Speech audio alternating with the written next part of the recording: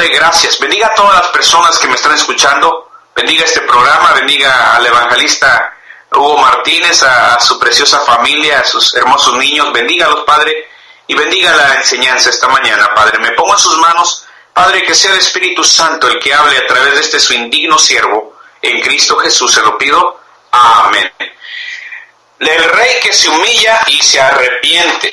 Mire, hermanos, una de las cosas que nosotros debemos hacer es arrepentirnos cuando hacemos algo que no está bien, por supuesto, y humillarnos delante de Dios, ir al Señor en oración.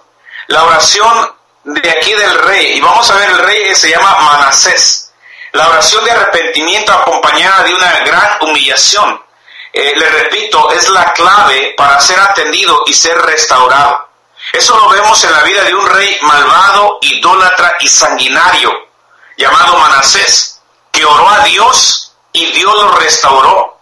Aquí vemos el gran amor de Dios, la gran misericordia de Dios, la gracia de Dios. Cómo Dios es tan bueno que cuando una persona, no importa lo perverso y lo malvado que haya sido o que sea, pero que se humilla y se arrepiente, Dios lo perdona y Dios aún lo restaura y Dios lo ayuda y Dios lo atiende.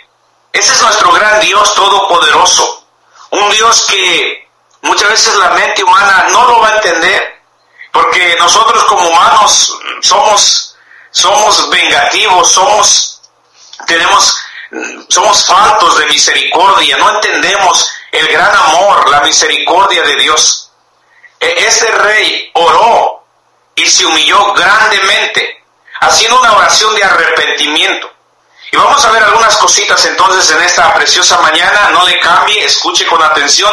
Y en primer lugar vamos a ver el rey Manasés, es el que hace la oración aquí de arrepentimiento. Dice versículo 1 en el capítulo 33 del segundo libro de Crónicas. Dice, de 12 años era Manasés cuando comenzó a reinar, y 55 años reinó en Jerusalén. Note esto, dice la Biblia que este hombre llamado Manasés, este rey, reinó 55 años a Judá en el reino del sur. Mucho tiempo para aguantar a un hombre que no era tan bueno, a un hombre malo. Usted se imagina, este hombre reinó más que el rey David, 15 años más que el rey David. El rey David reinó 40 años, pero este hombre reinó 55 años. Pero eso no es todo, mire, fue un rey malvado y perverso. Qué bendición tener un buen rey y que pueda gobernar por muchos años. Un rey temeroso de Dios, que anda en el camino de Dios, que sea recto, ¿me entiende? Que sea un buen rey, un buen presidente.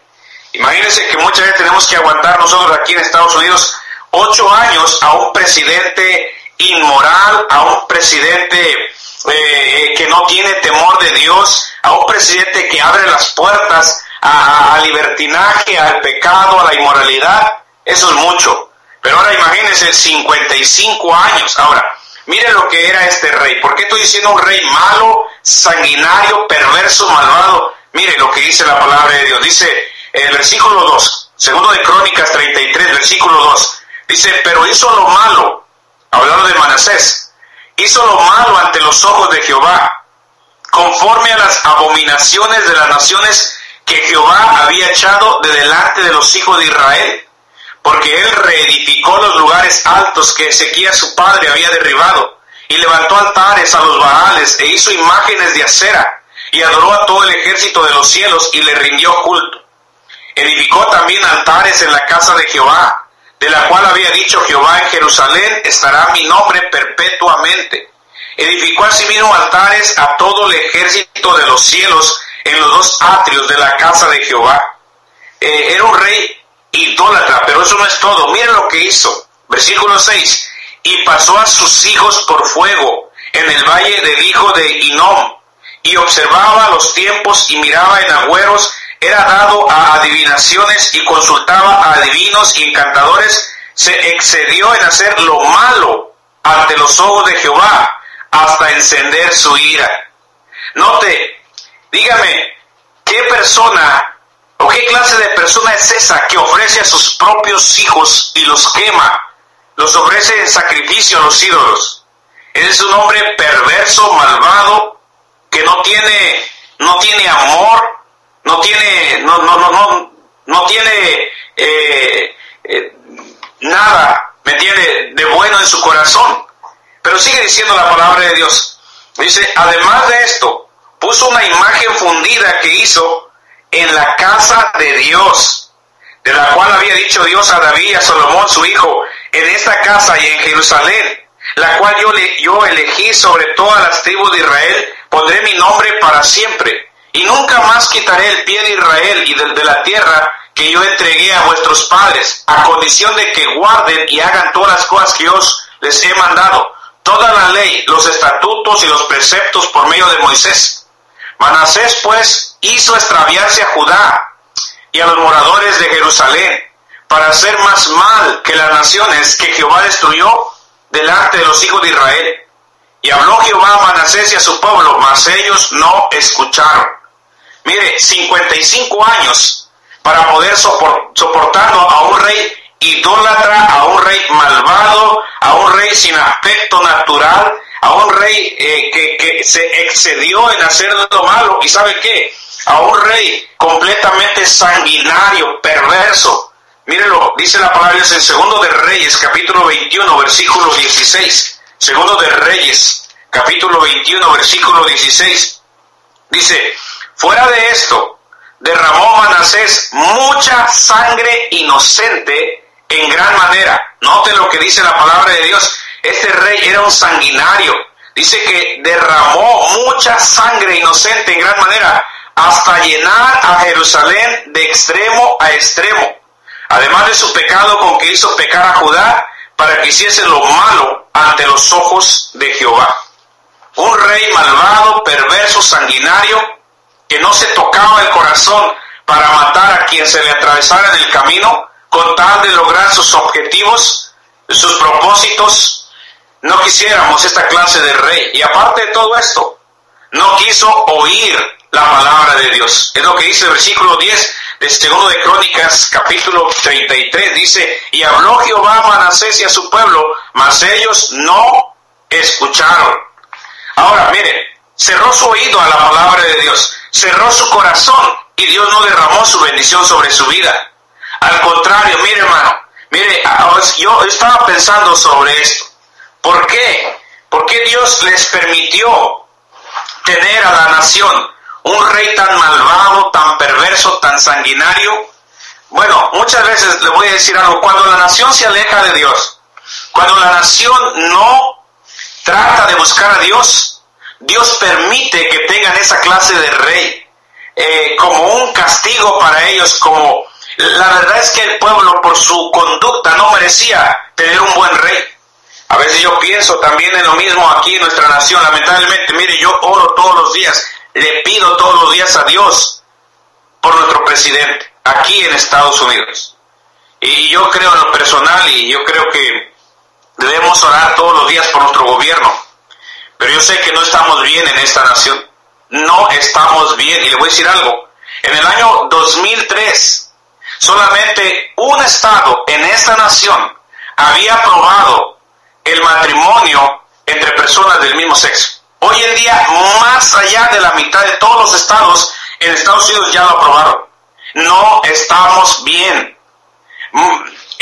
Estamos orando que Dios nos dé un buen presidente, pero la pregunta es, ¿la nación merece tener un buen presidente? ¿La nación merece tener un buen rey? Muchas veces Dios trata con la nación dándoles un rey que los trate mal, un rey malvado, perverso como Manasés, porque la nación no busca a Dios, porque la nación se va por el lado de la idolatría, la nación se va por el materialismo, y Dios permite esta clase de gobierno. Dios bendiga nuestra nación, Dios bendiga mi país, México. Soy mexicano y amo mi país, y Dios nos dé un buen presidente que tenga temor de Dios. Dios nos dé un buen presidente aquí en Estados Unidos que tenga temor de Dios, consagrado a Dios. Y esa es mi oración.